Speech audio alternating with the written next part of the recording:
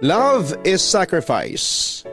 Kapag mahal mo ang isang tao ay handa mong yakapin ang buong pagkatao niya. Kasama na doon ang kanyang nakaraan, imperfections and disabilities. Kahit mahirap at kung minsan ay mapanganib, handa mo pa rin siyang samahan at tulungan para lamang malampasan niya ang anumang pagsubok na dumating sa buhay niya. Kaya mong isakripisyo ang iyong sarili sa kanya. Dahil para sa iyo ay siya lamang ang iyong source ng kaligayahan. Papa Dudut, isa ako sa mga loyal listeners ninyo mula sa Pateros. Sumulat pala ako sa inyo para ibahagi ang aking kwento ng buhay sa piling ng isang lalaking malaki ang pinagdaraan ng pagsubok sa buhay. Papa Dudut, binahagi ko na itong storya ko sa mga kaibigan ko sa Facebook at heto, nagdesisyon na rin akong ibahagi ito sa mga nakakarami. Alam ko na kakaiba ang storya ko, pero umaasa pa rin po ako na mapipili po ninyong i-upload sa Papa Dudut YouTube channel. May sakit sa pag-iisip ang boyfriend ko na si Richard na kung tawagin ay bipolarism. Minsan ay mabait siya, minsan din ay bayolente. Pero dahil sa pagmamahal ko sa kanya ay natitiis ko pa rin na makisama sa kanya. Noong una ay nakakaya ko pa siyang i-handle pero dahil sa sobrang seloso niya ay madalas kaming mag-away na nauuwi na nga sa sakitan. Minsan pa nga ay pinagtangkaan pa niya ang aking buhay. Hanggang sa isang gabi isang malagim na pangyayari ang naganap. Richard, bakit? Bakit ka randi dito? Kanina ka pa? Gulat na tanong ko sa kanya nang minsang umuwi ako ng late dahil birthday party noon ng kaibigan ko. Kaya laking gulat ko nang makita ko siyang nakatayo at nakasandal sa katabing puno ng bahay ko. 2:00 ng madaling araw yon. Oo, kanina pa kasi ako naghihintay sa iyo. Saan ka ba galing? Kumpronta sa akin ni Richard. Sa kilos at pananalita pa lamang ay alam kong inaatake na naman siya ng kanyang sakit. Sa bahay ng amo ko, pagsisinungaling ko. Kapag kasi umamin ako na galing ako sa isang birthday party ay siguradong susumpungin na naman yon ng matinding selos at pagkapraning. Tumawag ako sa amo mo. Maaga ka raw umalis. Ngayon sabihin mo sa akin, saan ka galing? Tila nanginginig na noon si Richard sa sobrang galit. Hindi naman ako nagpahalata pero unti-unti akong lumalayo na sa kanya dahil na rin sa sobrang kaba. Teka, bakit mo ba gustong malaman kung saan ako galing? Richard, oo, maaaring girlfriend mo ko. Pero hindi sa lahat ng oras aalamin mo kung ano ang ginagawa ko o saan ako pumupunta. Sagot ko sa kanya. Kunwari ay nagtapang-tapangan ako. Pero deep inside ay iniisip ko na kung paano ako tataka sakaling magwala na naman si Richard. Mabilis naman siyang nakalapit sa akin at madiin na hinawakan ng aking mga braso. Sa kanya ako niyugyog. Sagutin mo na lang ang tanong ko, saan ka galing? Galit na wika niya sa akin. Sinubukan ko namang pumalag at makawala sa kanyang pagkakahawak ngunit sadyang malakas ang lalaki. Ano ba Richard, nasasaktan ako? Sagutin mo ang tanong ko, giit niya sa akin. Sa puntong yon ay napilitan na akong umamin. Galing ako sa party ng kaibigan ko. Pagkatapos ng trabaho ko ay inaya nila ako mag-videoke dahil birthday ng tropa ko na si Jessica. Pag-amin ko naman sa kanya. Alam ko na. Kasama mo si Randolph, ano? Tama ba ako? Tanong pa niya sa akin na daig pa ang isang investigador. Ngunit agad ko siyang kinorektahan. Hindi ko kasama si Randolph. Talaga sa palagay mo ay maniniwala ako sa iyo? Nagdududang wika pa ni Richard. Nagsasabi ako ng totoo. Ininsist ko talaga sa kanya. Sinabi ko pa nga sa kanya na kahit tanungin pa niya ang buong tropa, hindi ko kasama si Randolph kasi hindi naman siya kasama sa tropa. Pinagseselosan lang ni Richard si Randolph kasi ex-boyfriend ko yon. Sinungaling ka? Naibulalas ng boyfriend ko dahil sa galit. Pagkatapos noon ay binigyan pa niya ako ng malakas na sampal. Sa puntong yon ay naubos na ang aking pasensya, kaya isang desisyon na ang aking ginawa. Ayoko na ng ganito. Sawa na ako, break na tayo. Yun ang sabi ko sa kanya na lalong nagpagalit pa kay Richard. Anong sabi mo? Ulitin mo nga. Sabi ko break na tayo. Pinagdiinan ko pa yon sa kanya. Ngunit pinagsasampa lamang ako ng boyfriend ko na halos ikahilo ko. Hindi ka makikipaghiwalay sa akin. Magkakamatayan tayo kapag ginawa mo yan sa akin. Papatayin kita, Zoe. Bantana ni Richard sa akin. Pero sinubukan kong tumakas. Nakahanap naman ako ng tiyempo kaya dali-dali akong tumakbo pero hinabol ako ni Richard. At sa pagkakataong yon ay binunot na niya ang isang Swiss knife sa kanyang bulsa. Lalo akong nataranta. Kapag nahuli niya ako ay sigurado kung paglalamayan ako. Papadudod sinikap kong tumakbo palayo pero sadyang mabilis si Richard at nahuli niya ako. Doon ay inundayan niya ako ng saksak sa tagiliran, mga 3 beses yon. Nang humandusay ako sa kalsada ay halos naghihingalo ay nakita kong natataranta si Richard at tumakbong palayo sa crime scene. Pagkatapos noon ay tuluyan na akong nawala ng malay. Papadudot nagkamalay na lamang ako noong nasa ospital na ako. Kasama ko doon ang aking kapamilya at katropa kong alalang-alala sa akin. Samantala hindi na ako noon nagsampa ng kaso sa kanya at sa halip ay nakipag-areglo na lamang ako. Pero nakipaghiwalay na ako noon kay Richard dahil ayaw ko nang maulit pa yon. Sa kabilang banda ay hindi yon matanggap ni Richard at pilit pa rin siyang nakikipagbalikan sa akin. Papadudot nagpakalayo-layo muna ako sa tulong ni Randolph na nooy gustong makipagbalikan sa akin. 2 taong naging tahimik ang buhay ko kasabay ng muli kong pagtanggap sa pag-ibig ni Randolph sa akin. Papadudot akala ko ay magiging maayos at payapa na ang lahat pero nagkamali ako dahil isang araw ay nagulat na lamang ako nang magkasalubong ulit ang landas namin ng ex-boyfriend ko. Richard? Teka, anong ginagawa mo rito? Nakaramdam ako ng pagkagulat at takot nang muli ko siyang makita. Samantala hindi naman siya kumibo noon at nakatitig lamang siya sa akin. Agad naman akong na-conscious at bahagyang lumayo ng kaunti sa kanya nang hindi niya namamalayan. 2 taon na rin palang lumipas simula nung nangyari yun. Alam mo na, napapangisin niyang wika sa akin. Namimiss na kasi kita, Zoe. At saka gusto ko sana makipagbalikan sa iyo. Sabi pa niya sa akin na siyang nagpataas ng aking balahibo sa buong katawan. Nahihibang ka na ba? Pagkatapos ng lahat ng ginawa mo sa akin, sa palagay mo ay babalik pa ako sa iyo?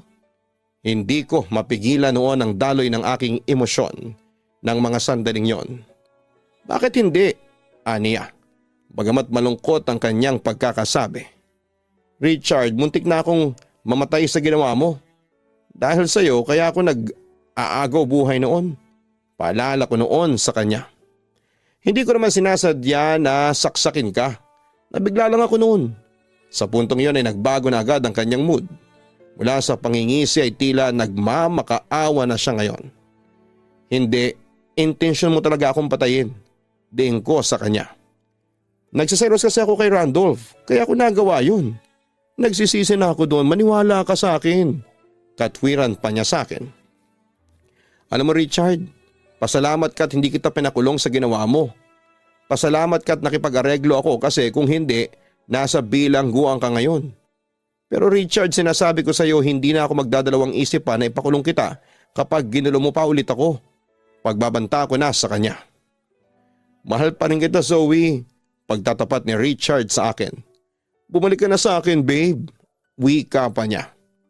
Agad naman akong pumalag sa kanyang sinabi, Papadudot. Wag mo na ako matatawag na babe ha, kasi kahit na anong gawin mo eh hindi na ako babalik pa sa'yo. And for your information Richard, meron na akong boyfriend. Wika ko pa sa kanya. Sinong boyfriend mo? Si Randolph? Seryosong tanong niya sa akin. Oo, nagkabalikan kami ni Randolph. Hindi ako nagsisinungaling. Ngayon kung ayaw mong maniwala it's up to you. Pagkatapos kong sabihin yun ay akmang tatalikuran ko na siya pero hinawakan niya ang braso ko ng mahigpit. Hiwalay mo na si Randolph. Hindi ka pwedeng magka-boyfriend. Sabi pa ni Richard sa akin. Samantala'y pumalag naman ako para makawala na sa kanyang pagkakahawak. At bakit di naman pwede? Tanong ko pa sa kanya. Kasi akin ka lang Zoe. Akin ka lang. Pagdidiin niya. Sa akin ka magiging maligaya Zoe. Ako lang ang makapagbibigay sa iyo ng kaligayahang hinahanap mo. Samantala nang makawala ako sa pagkakahawak niya sa braso ko, ay isang malakas na sampalang ibinigay ko sa kanya. Pero hindi nagpatinag si Richard at sa halip ay nagbanta pa ito sa akin. Makipagbalikan ka sa akin, Zoe, or else guguluhin ko kayo ng boyfriend mo. Hindi naman ako nagpasindak sa kanya. Sige, gawin mo. Guluhin mo ako. Hindi ako natatakot sa iyo. Hamon ko pa sa kanya. Hetong tatandaan mo. Uulitin ko yung ginawa ko sa iyo kapag hindi ka pa bumalik sa akin. Sa puntong iyon ay nakipagsabayan na rin ako sa kanya. At hindi naman ako magdadalawang isip na ipakulong ka na, Richard. Hindi na ako natatakot sa iyo. Handa kitang labanan sa kahit na anong paraan. Matapang na wika ko sa lalaking muntik nang magbigay ng kapahamakan sa buhay ko. Matapang ka na ngayon ha? Gusto ko yan. Sarkastikong sabi pa ni Richard sa akin. Lumayo ka sa akin. Wag na wag mo na akong hahawakan pa. Kasi kung hindi baka ako nang sumaksak sa iyo. Galit na galit kong wika kay Richard bago ako nagmadaling umalis. Palayo sa kanya. Papadudot simula noon ay hindi na ako tinantanan pa ni Richard. Kinulit niya ako na makipagbalikan sa kanya. Pero sa pagkakataong yun ay naging paawa na ang atake niya. Nanligaw siya ulit sa akin kahit pa alam niyang may boyfriend na ako. At yun nga papadudot hindi ko ina-expect na muling magbabalik ang lahat. Oo, muling nanumbalik ang pagmamahal ko kay Richard.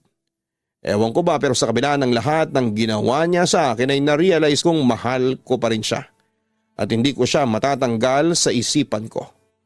Dahil doon, nasakripisyo na ang relasyon ko kay Randolph. Bakit hindi mo sinabi sa akin na minemessage ka niya sa Facebook? Zoe, kung hindi ko pa binuksan ang account mo sa Facebook ay hindi ko malalaman na nakikipag-communicate ka pa dyan sa ex mo.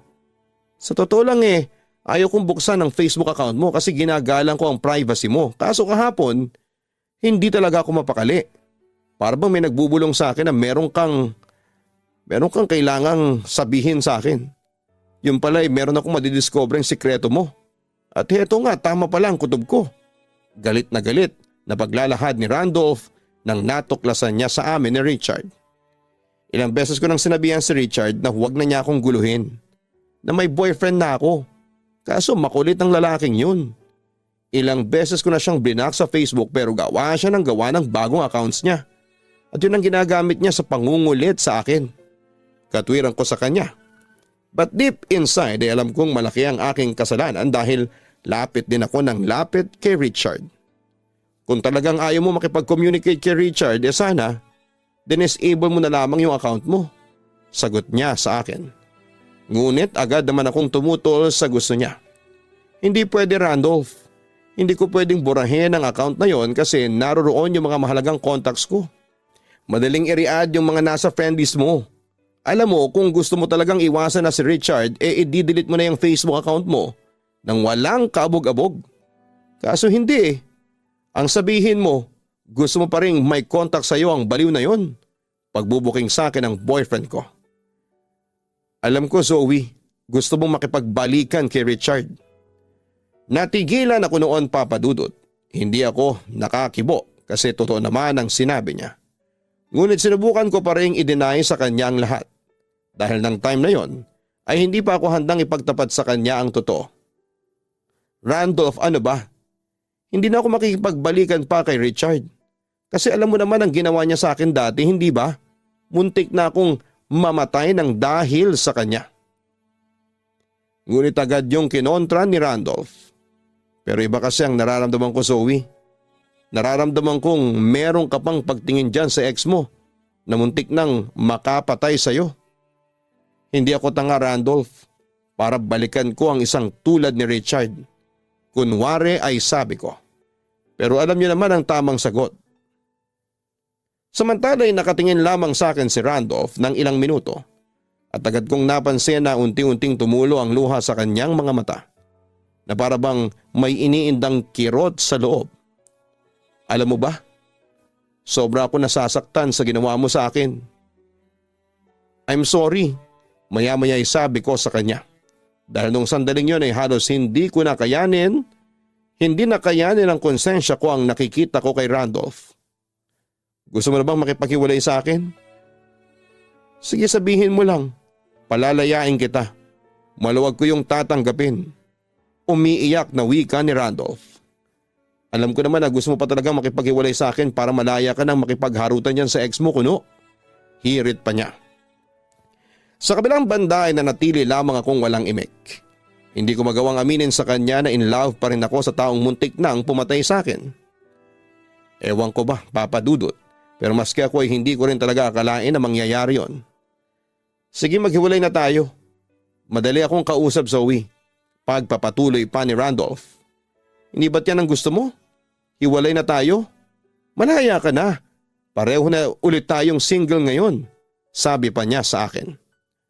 Pagkatapos noon ay nagpasya na si Randolph na iwanan ako, habang ako ay nanatiling umiiyak habang pinagmamasdan ko siyang maglaho sa aking paningin. Papadudot, marami ang nagsasabi sa akin na isa raw akong malaking tanga dahil nakipagbalikan ako kay Richard pagkatapos ng hiwalayan namin ni Randolph. Maski ako ay hindi ko rin maintindihan ang aking sarili. At kahit na madalas niya akong saktan physically ay okay lang sa akin. Siguro dahil na rin sa pagmamahal at matinding awa kay Richard, kaya natitiis ko ang lahat ng yon. Papadudot, I admit na ang pagmamahal kong ito ay unti-unting pumapatay sa akin. Simula noong magkabalikan kami ni Richard ay madalas siyang magselos at manakit sa akin physically. Pero hindi ko alintana yon at nakukuha ko pa siyang pagpasensyahan. Tawagin niyo na akong masokista pero ganon talaga ang ginawa ko alang-alang sa pagmamahal ko sa kanya. Umabot na nga kami sa puntong nagplano na kaming magpakasal. Oo, kahit na bipolar siya ay siya pa rin ang gusto kong mapangasawa. Pero noong lumuwas siya papunta ng Cebu para magtrabaho ay unti-unti nagbago sa akin si Richard. Nawala na siya ng oras sa akin. Hanggang isang araw ay isang katotohanan tungkol sa katapatan ni Richard nang lumapit sa akin. Nakatanggap ako ng tawag mula sa isang babaeng nagngangalang Ella. At nagpakilala siya bilang girlfriend ng nobyo ko. Kaya ako tumawag sa iyo para sabihin sa iyo na tigilan mo na si Richard. Tila demand sa akin ang babaeng yon. Nagsasama na kami ngayon ni Richard dito sa Cebu. Dagdag pa niya. Agad-agad ay nakaramdam ako ng labis na selos. Nag-init talaga ang ulo ko at kung pwede lang lumipad ako ng ala Wonder Woman ay gagawin ko, makarating lamang ako sa Cebu para masampal ang babaeng yon. Pero sa kabilang banda ay parang sinasabi ng isipan ko na huwag paniwalaan ang babaeng yon. Kung ayaw mong maniwala, di wag. Zoe, ako ang mahal ni Richard at hindi ikaw. Pangasar pa ni Ella sa akin. Naagad ko namang kinontra. Hindi. Ako ang mahal ni Richard. Matutuloy na ang kasal namin at hindi mo maaagaw sa akin si Richard. Ah, talaga? Bakit naagaw ko na siya ngayon sa'yo? Sinubukan talaga ni Ella na maubos ang aking pasensya. Hayop kang babae ka? Naibulalas ko dahil hindi ko na makontrol noon ang aking emosyon. Tanggapin mo man o hindi, pero ang totoo, nagsasama na kami ni Richard kaya huwag ka nang umasa pang matutuloy ang kasal ninyo. Anyway, may isa pa akong balita sa'yo. Buntis na ako. Pagtatapat pa niya sa akin. Nanginig ang buong katawan ko at nanghina at para bang tatakasan ako ng huwisyo dahil sa aking narinig. Hindi ko na rin mapigilang lumuha ng mga oras na yon. Magkakaanak na kami. Kailangan akong panagutan ni Richard kaya ako na ang pakakasalan niya. Kaya ikaw, Zoe, please lang alamin mo muna kung saan ka lulugar. Tigilan mo na siya. Hindi mo na mababawi sa akin si Richard. Akin na siya. Insist pa niya sa akin. At dahil sa ayaw kong magmukhang kaawa-awa ay nagpretend pa rin akong palaban. Di sige, sa'yo na si Richard. Total naman ay sadistang lalaking yan. Sana lang ay gawin niya rin sa'yo yung pananaksak na ginawa niya sa akin dati. Sabi ko pa sa kanya. Talaga? Ginawa niya yon? Kung ganoon bakit naghahabol ka pa rin sa kanya? Alam mo girl, huwag ka nang gumawa ng usap. Sa tono pa lang ng pananalita ni Ella ay tila hindi pa alam ng babaeng yon ang totoo tungkol kay Richard. Bipolar si Richard. In case na hindi mo pa alam, inform ko sa kanya. Hindi ako naniniwala, ahasang sabi ni Ella sa akin sa kabilang linya. Kung ayaw mong maniwala, di huwag. Good luck na lamang sa'yo. Sana'y matiis mo yung mga pananakit niya at sana'y hindi ka mapatay. Goodbye. Pagkatapos noon ay binaba ko na ang aking cellphone at doon ay napahagulhol na ako sa sobrang sama ng loob. Papadudot pagkaraang malaman ko ang tungkol doon ay agad ako nakipaghiwalay kay Richard. Pero si Richard as usual ay hindi niya yon natanggap at patuloy niya akong ginulo. Hindi siya titigil hanggat hindi ako nakikipagbalikan sa kanya, katulad na lamang isang araw kung saan ay umiyak pa siya at lumuhod sa harapan ko. Pagkatapos ay para siyang pulubing hinalikan ang suot kong sapatos. Hindi na ako maaawa sa payak-iyak mo, matigas kong sabi sa kanya. Zoe, please, makipagbalikan ka na sa akin o nakikiusap ako. Mahal kita. Hindi talaga tumigil si Richard sa pagmamakaawa sa akin. Hindi mo ako mahal, Richard. Kasi kung mahal mo ako ay hindi ka gagawa ng mga bagay na magpapasakit ng loob ko. Hindi mo ako pagtataksilan. Giit ko noon sa kanya. Yung tungkol kay Ella, Zoe, hiwalay na kami. Pakiusap, Zoe, bumalik ka na sa akin. Pangako, hindi na ako magtataksil sa iyo. May lakas pa siya ng loob na sabihin yon sa akin. Ngunit masyado na akong fed up sa ugali at mga promises niya sa akin. Alam mo, Richard, ilang beses mo nang sinabi sa akin yan pero ano? Tinupad mo ba? Hindi, nagtataksil ka pa rin sa akin. Tapos ikaw pa ang may ganang maging seloso. Galit kong sagot sa kanya. Zoe, oo, marami akong kasalanan sa iyo. Pero pinagsisisihan ko na yon. Pangako magbabago na talaga ako, sabi pa niya sa akin. Mahal na mahal kita, dagdag pa niya kinalaunan. Talaga? Bakit parang hindi ko naramdaman na minahal mo ko? Alam mo, Richard, sa totoo lang ay nagtataka nga ako. Bakit ko pa pinagtsatsaga ng isang bipolar na tulad mo? Sinasaktan mo naman ako. Hindi ko naramdaman na mahal mo ko. Naramdaman ko lang na para akong laruan. Kung mahalaga ako sa iyo, hindi mo ako sasaktan physically and emotionally. Sa wakas ay nasabi ko na rin sa kanya ang aking sama ng loob. Hindi naman nakaimik si Richard ngunit patuloy lamang siya sa pag-iyak. Richard, ang laki kong tanga sa ginawa kong pagpapakamartir sa iyo. Ang tanga-tanga ko dahil nagpaka-masukista ako alang-alang dyan sa pagmamahal ko sa iyo. Pero ngayon, Richard, na-realize ko na wala akong halaga sa buhay mo. Na makasarili ka. Nagsaya lang ako ng panahon sa isang baliw na katulad mo. Pagpapatuloy ko. Zoe, nagmamakaawa na ako sa iyo.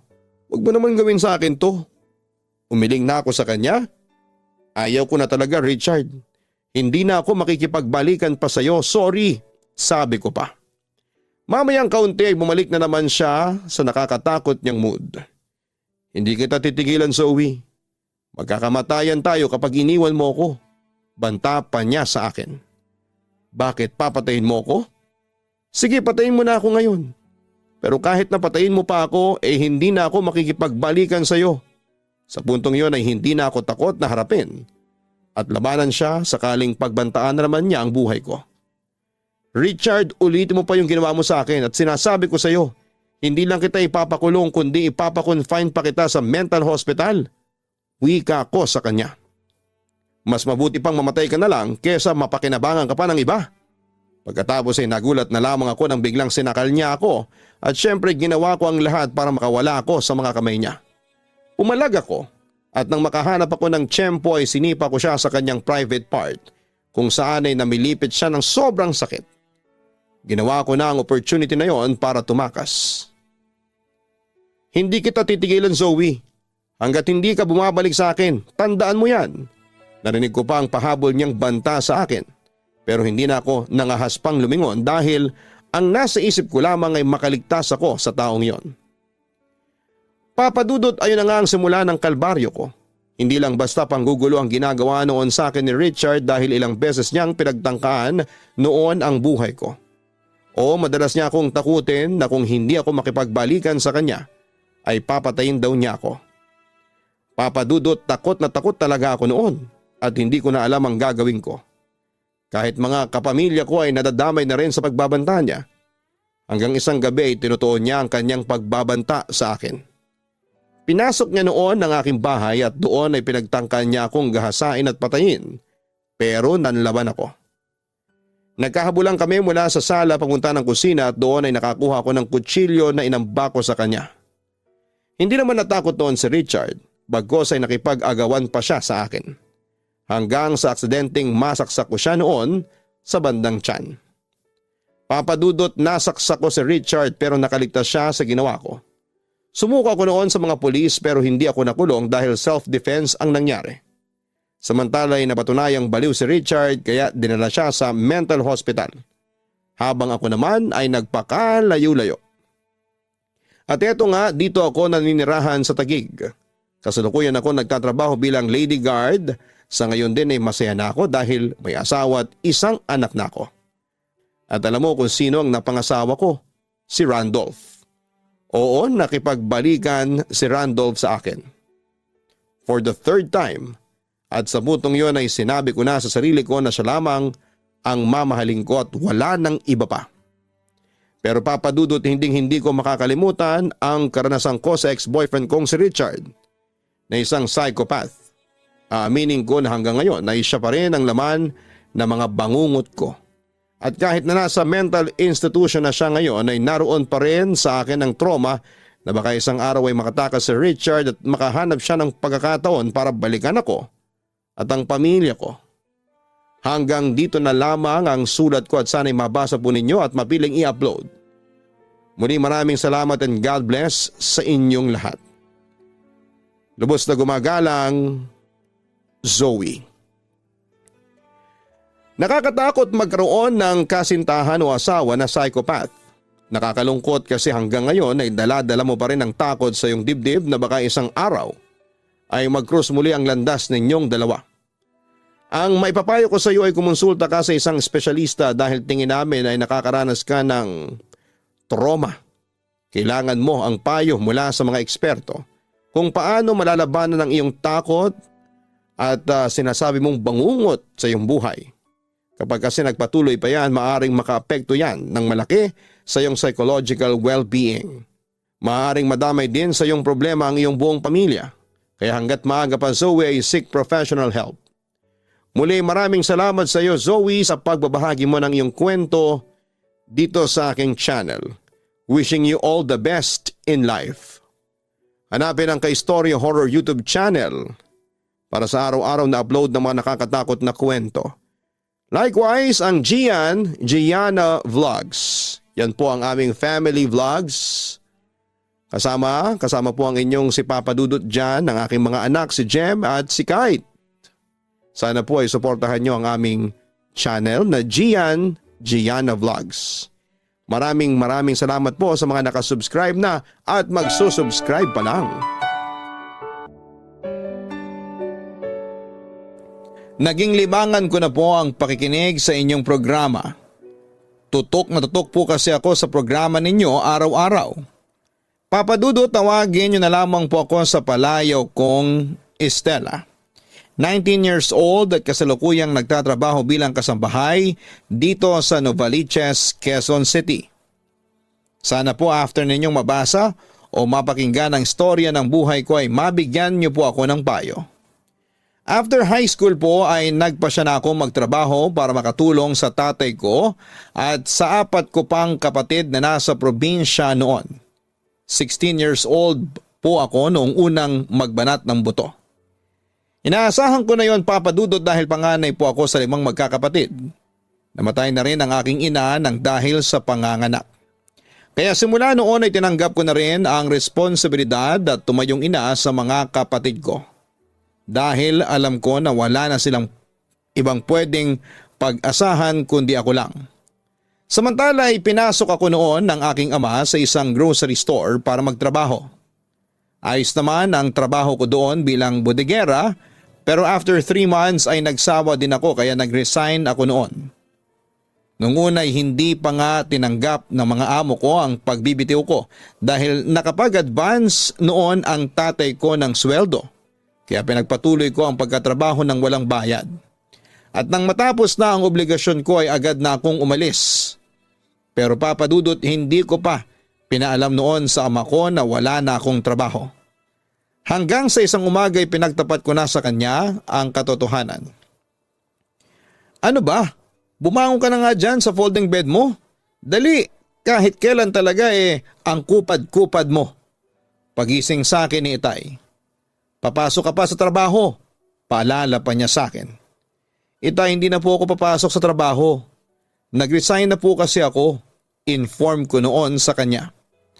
Nagulat naman si Itay sa sinabi ko at labis na naimbyerna na siya sa akin. Stella naman, ano naman ang pumasok sa kokote mo at nag-resign ka sa trabaho mo? Alam mo namang naghihirap na tayo, hindi ba? Alam mong kailangan natin ng pera. Bakit ka pa sumabay sa problema natin? Galit na wika ni Itay. Kasi po Itay, sobra pong nakakapagod yung trabaho sa grocery ni na Ate Gwen. Hindi ko na po kinaya. Katwirang ko sa kanya. Walang trabaho na madali at saka buti nga at may trabaho ka pa. Yung iba nga dyan gustong magtrabaho pero walang mapasukang trabaho. Ang swerte mo pa nga kasi meron ka tapos sasayangin mo lang. Ang bobo-bobo mo talaga. Hindi ka na nag-iisip. Wika ni Itay sa akin na halatang disappointed sa naging desisyon ko. Sa hindi ko po kaya yung trabaho. Ano pong magagawa ko? Sagot ko sa kanya. Si Itay talaga napaka-bungangero. Pahabol na sabi ko pa sa kanya. Agad namang sumagot si Itay sa sinabi ko. Paanong hindi ako magbubunga nga ang tanga-tanga mo? Sabihin mo sa akin ngayong wala ka ng trabaho, ano nang gagawin mo dito? Maghihilata? Magiging parang patabaing baboy? Sa puntong yon, Papa Dudut, ay hindi ko na maitago pa ang aking inis sa aking magulang. Ano ba Itay? Bakit ba palaging ang tingin nyo sa akin walang silbi? Minsan ka lang kasing magkasilbi sa pamilya mo pero sa buong buhay mo, puro sakit lang ng ulong binibigay mo sa akin. Galit na sagot niya sa akin na para bang wala akong ginawang mabuti sa buong buhay ko. Huwag po kayong mag-alala Itay. Bukas na bukas maghahanap po ulit ako ng trabaho. Yun na lamang ang sinabi ko kay Itay. Nang sa ganon ay matigil na siya sa panlalait sa akin. Bakit mo pa ipagpapabukas? Ngayon ka na maghanap ng trabaho. Ipakita mo sa akin na may silbi ka. Sarkastikong sabi niya sa akin. Meron akong alam na trabaho na pwede mong pasukan. Maya-maya'y dagdag niya nang medyo nahimasmasa na siya. Wag na po Itay, hindi ko po kailangan ng tulong ninyo. Protesta ko sa aking ama. Manahimik ka dyan, sigaw niya sa akin. Ipapasok kita bilang kasambahay sa isang kakilala ko. Sumunod ka na lang sa gusto ko Stella. Pera na to, wag mo nang pakawalan pa. Basta sa ayaw mo at sa gusto, yun ang magiging trabaho mo. Siya na mismo ang nagdesisyon para sa akin. Papa Dudut, pagkatapos noon ay sinunod ko ang gusto ni Itay dahil ayaw ko na ng mahabang argumento.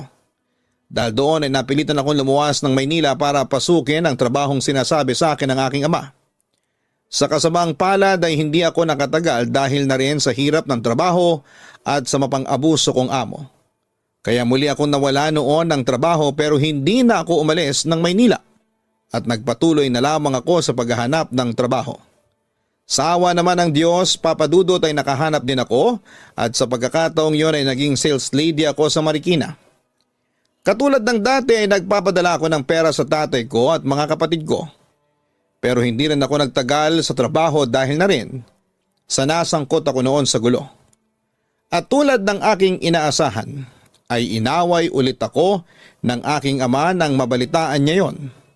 Patuloy niyang pinagdidiinan sa akin na wala akong kwentang anak.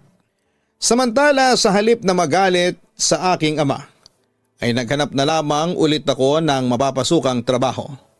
At yun nga napasok ulit ako bilang kasambahay. Masasabi kong sinuwerte ako noon dahil mababait ang mga amo ko. Malaki-laki rin naman ang naaabot kong pera sa pamilya ko. Kaya umasa ako noon na sa pamamagitan ng perang pinapadala ko ay magagamit yon sa maayos na paraan. Ibang nalaman ko. Nang dumalaw ako sa bahay, nalaman ko mula sa aking mga kapatid na may binabahay na 20 anyos na babae si Itay na nagngangalang Mina.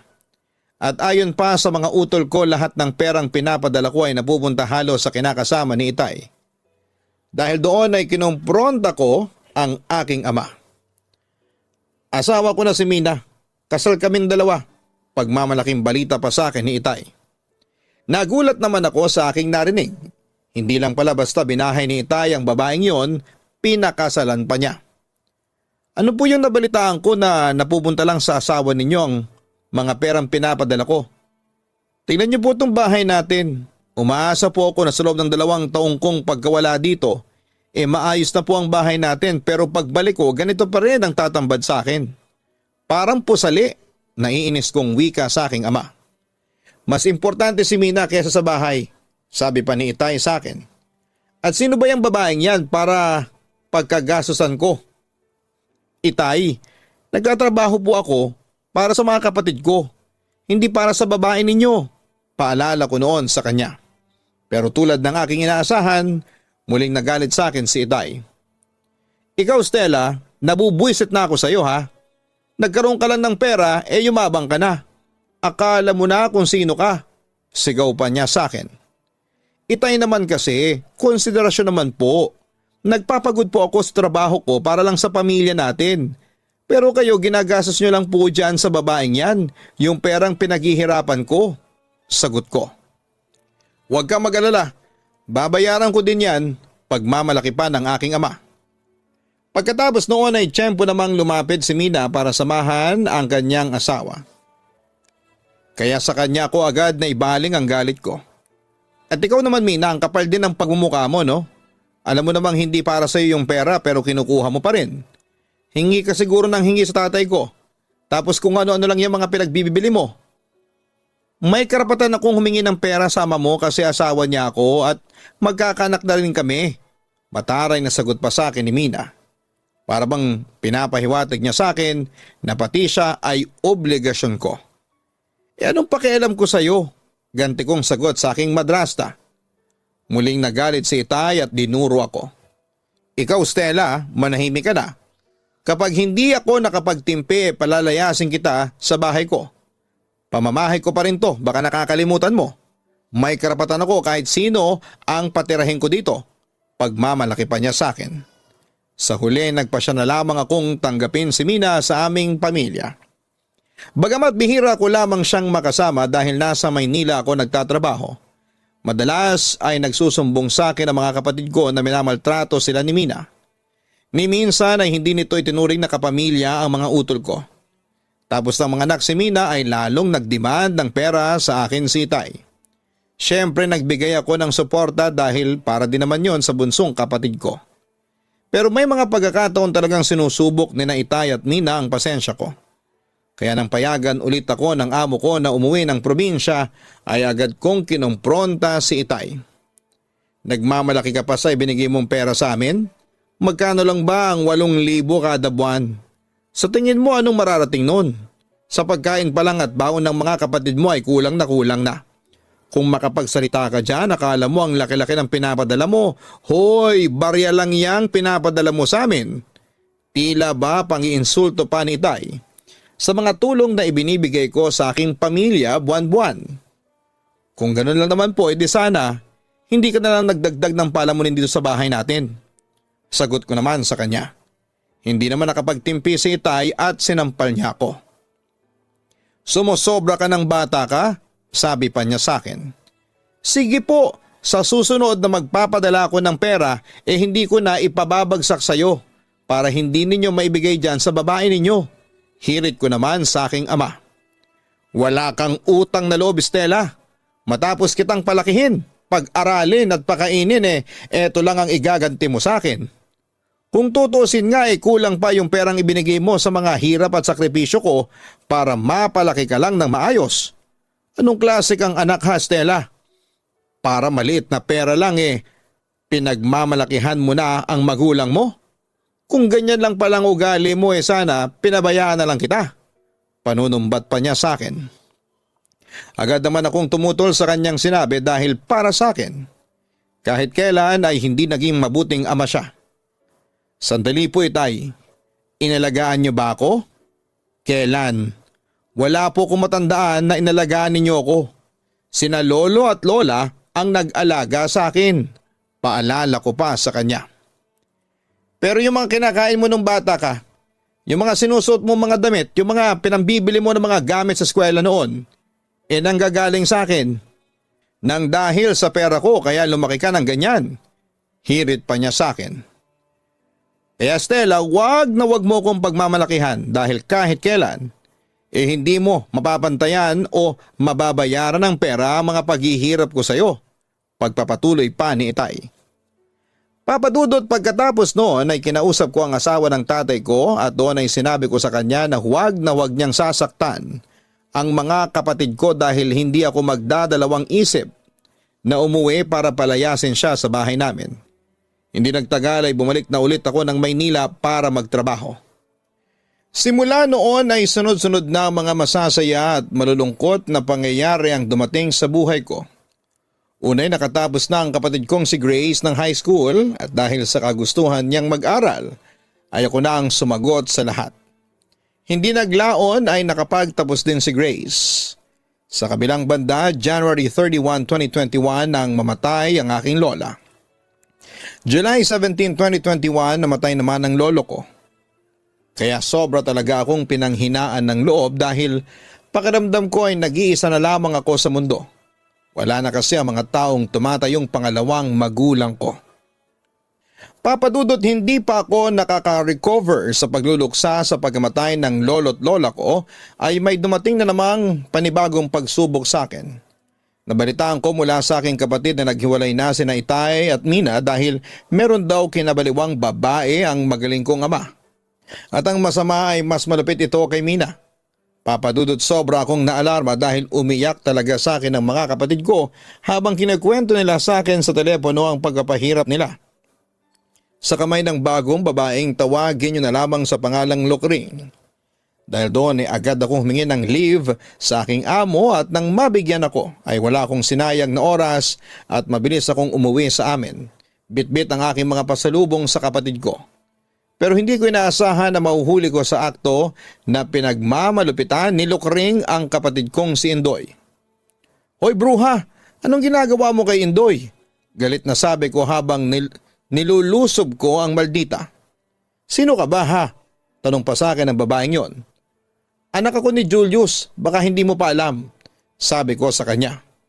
Hoy babae, wag na wag mong masasaktan ang kapatid ko kung ayaw mong ilampaso ko yung mukhang baboy mo mukha sa semento. Dagdag ko pa sa kanya. Hayop kang babae ka? Galit na sagot niya sa akin at nakmang sasampalin ako pero agad kong sinalag ang kanyang kamay. Lumayas ka dito sa pamamahay namin, utos ko sa kanya. At bakit ako aalis dito? Asawa ko ang tatay mo. Hindi kanya asawa. Pagkukorekt ako sa sinabi ni Lokring. Kasal pa sila ni Mina, kabit ka lang. Pagdidiin ko. Hindi naman yun nagustuhan ni Lokring kaya nagpang-abot kami. Nagkasakitan, nagkasampalan at nagkasabunutan. Stella, huwag mong saktan si Lokring. Agad na sumaklolo si Itay at hinila niya ako palayo sa kanyang kalaguyo. Ano bang problema mo ha Stella? Bakit mo ba sinasaktan si Lokring? Kumpronta pa niya sa akin. Yang asawa niyo Itay, nahuli kong sinasaktan niya si Indoy. Sagot ko. Sumigunda naman si Indoy habang umiiyak. Opo Itay, sinasaktan po ako ni Tita Lokring. Sumbong din niya. Dinidisiplina ko lang yung batang yan. Katwira naman ng luka-lukang kabit ni Itay. Wala kang karapatan na disiplinahin ang kapatid ko. Kasi una sa lahat ay hindi naman ikaw ang nanay namin. Umalis ka na sa bahay namin kasi wala kang lugar dito at wala kang karapatang sakta ng mga kapatid ko. Sabi ko sa babaeng yon. Ano ba Stella? Rumispeto ka naman sa asawa ko. Sabi naman sa akin ni Itay. Binigyan ko ng karapatan si Lokring para disiplinahin ang mga kapatid mo. Pagmamalaki pa niya sa akin. Pero Itay, bakit nyo naman hinayaang sakta na lang ng babaeng yan ang mga kapatid ko? Nakita ko yung ginagawa niya, hindi pagdisiplina yon. Ginagawa niya, inaalila lang niya ang mga kapatid ko. Katwirang ko naman. Tama na Stella, punong-puno na talaga ako sa'yo. Huwag mo nang hintayin pang may gawin akong hindi maganda sa'yo. Banta pa sa akin ni Itay. Sa puntong yun ay hindi ko na maitago pa ang galit ko sa aking ama. Sige Tay, kampihan niyo ang babaeng yan. Mas mahalaga pa yung malditang yan kesa sa sarili ninyong mga anak. Papadudot, umiyak akong niyakap ang kapatid ko noon dahil sobra talaga akong naawa sa kanya. Pagkatapos noon ay dinala ko ang mga kapatid ko sa bahay ng tita ko at nakiusap muna ako sa tita ko kung pwedeng doon muna sa bahay makitulog ang mga kapatid ko. Sa awa naman ng Diyos ay pumayag naman ang tita ko. Samantala'y hindi pa doon nagtatapos ang away namin ng asawa ng tatay ko dahil ng mga sumunod na araw. Hoy, anong ginagawa mo dito sa kwarto ko ha? At anong karapatan mong halongkatin ng aparador ko? Sita ko kay Lokring na nahuli kong nagnanakaw noon sa aking mga gamit. Pero imbis na magulat, pinanindigan lamang niya ang kakapalan ng mukha niya. Ang ganda nitong damit mo, mas bagay to sa akin na lang to. Demand niya sa akin. Ang kapal din ng mukha mo, no? Gamit ko yan, kaya wala kang karapatang pakialaman yan. Galit kong sabi sa kanya. Akalain mong nagsusuot ka pa ng mga ganitong damit? Alam mo, may binabagayan ng ganitong klase ng damit at hindi sa'yo bagay. Pangiinsulto pa niya sa akin. Ibalik mo na yung mga damit ko sa aparador at lumayas ka na rito sa kwarto ko. Utos ko naman sa kanya. Hoy Stella, huwag mo kong tratuhin ng ganyan kasi asawa na ako ng tatay mo. Kaya madrasta mo na ako. Diin pa niya sa akin. Huwag kang umastang legal dahil hindi kayo kasal ng tatay ko. Paalala ko sa kanya, sabay agaw sa damit ko na hawak niya. Magdamit ka man ang mamahalin pero hindi pa rin magbabago ang itsura mo. Mukha kang alila. Pangiinsulto pa ulit niya sa akin. Sa puntong yon ay hindi na ako nakapagpigil kaya nasampal ko na ang babaeng yon. Hayop kang babae ka? Bakit mo ako sinampal? Kumpronta sa akin ni Lokring. Pagkatapos ay lumapit siya sa akin para saktan pero mabilis ang katawan ko. Kaya nakailag at nasasalag ko ang mga kamay niya. At dahil na rin sa pikon ko ay may naalala kong bagay na tinatago sa akin drawer. Kaya agad ko yung kinuha para ipanakot sa malditang kabit ng tatay ko. Nakita ko naman ang takot sa mga mata ni Lokring habang napatras siya sa akin. Ibaba mo nga yung kutsilyong hawak mo. Nagtatago talaga ako ng kutsilyo sa drawer ko para kapag may demonyong pumasok katulad mo ay sasaksakin ko na lang sa leeg nang walang kabog-abog. Ang sabi ko pa sa kanya. Hindi mo magagawa sa akin yan. Pagtatapang-tapangan pa ng babaeng yon sa akin. Mag-impake ka na ng gamit mo o itatara ko sa leeg mo tong kutsilyong hawak ko. Sige, kung gusto mong magpahatid agad sa hukay, ihahatid kita ngayon din mismo. Ano Lokring? Pagbabanta ko pa sa kanya. Agad naman nagmadaling lumabas si Lokring ngunit tiyempo namang pagdating ng aking ama. At nakita ko ngang nagsumbong sa kanya ang maldita. Mamayang kaunti nilapitan ako ni Itay para kumprontahin. Stella, ano ba? Ibaba mo nga yung hawak mo. Saway sa akin ng aking ama. Nang mga sandaling yon ay hindi pa humuhupa ang galit ko kay Lokring at hawak ko pa rin ang kutsilyo. Palayasin niyo na yung babaeng yan bago ko pa siya mapatay. Galit na demand ko sa kanya. Kahit kailan talaga saway kang anak. Bumalik ka na lang ng Maynila. Para may pakinabang ka pa. Hindi yung nasa bahay ka nga pero gulo lang ang dala mo. Sabi pa sa akin ni Itay. Hindi po ako naghahanap ng gulo. Kayo po ang naghahanap ng gulo, Itay. Diretsa ko sa kanya. Ikaw ang lumaya sa bahay ko, hindi si Lokring. Sabi pa ni Itay sa akin na obvious na mas pipiliin niya ang babae niya kesa sa mga anak niya. Sige Itay, kampihan niyo ang walang iyang babaeng yan. Pero hindi po ako alis dito hanggat nandyan ang babaeng yan. Hindi po ako alis dito hanggat hindi ko po nakikitang maayos ang kalagayan ng mga kapatid ko. Giit ko. Hindi mo na kailangan pang gawin yan basta lumayas ka na rito sa bahay ko. Hindi kita kailangan. Utos pa niya sa akin. Anong klaseng ama ka ha?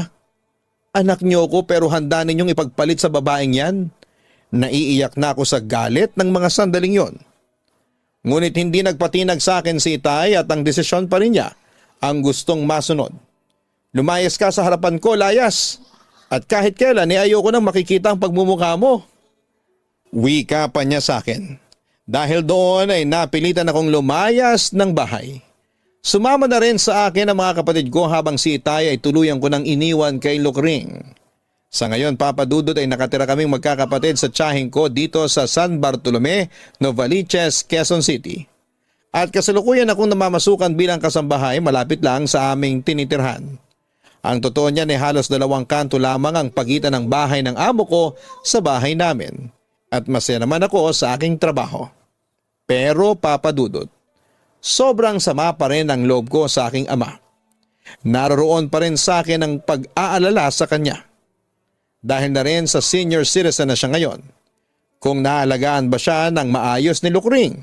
Kaso'y hindi ko alam kung mapapatawad pa niya ako at hindi ko rin sigurado kung mapapatawad ko siya. Papa Dudut, sana po ay mabigyan ninyo ako ng advice. Dahil hanggang ngayon ay hindi pa kami okay ng tatay ko. Ano po ba ang dapat kong gawin para magkasundo na kami? Dahil sa totoo lang po ay lagi po ako naghahanap ng pag-aalaga ng isang ama. Gusto ko pong magkaayos na kami ng tatay ko at sana po ay mapayuhan ninyo ako, Papa Dudut, at sana po ay mapili po ninyong ma-upload sa inyong YouTube channel na Papa Dudut Stories ang kwento ko. Maraming salamat at magandang gabi sa inyong lahat. Lubos na gumagalang, Stella. Maraming salamat sa iyo, Stella, sa pagbabahagi mo ng iyong kwento sa aming programa sa Papa Dudut YouTube channel. Sa ngayon ay hayaan mo muna ang iyong tatay sa piling ng babaeng kinakasama niya. Pero pwede ka namang makibalita tungkol sa kanya at kung kinakailangan niya ng tulong ay tulungan mo. Besides, kung talagang gusto mong magkabati kayo, ikaw na mismo ang magpapakumbabang dumalaw sa kanya at humingi ng tawad. Oo, may pagkakamali siya sa iyo pero meron ka ring pagkakamali sa kanya. Magkapatawaran na kayong dalawa. Tandaan mo, ama mo pa rin siya at naniniwala rin kami na lalambot din ang kanyang puso kapag nagkaroon kayo ng masinsinang pag-uusap. Hanapin ang Kaistorya YouTube channel para sa mga nakakatakot na horror stories na araw-araw po naming ina-upload. Again, ang pangalan po ng channel ay Kaistorya YouTube channel. Ang link po niyan ay nasa homepage din mismo ng channel na ito. So makikita nyo po mismo yung Kaistorya dito mismo sa YouTube channel na ito. Ganon din po yung Gianna Vlogs. Sana po ay makapag-subscribe din po kayo dyan. Sino po ang mga nakapag-subscribe na? Maraming salamat po sa inyong lahat.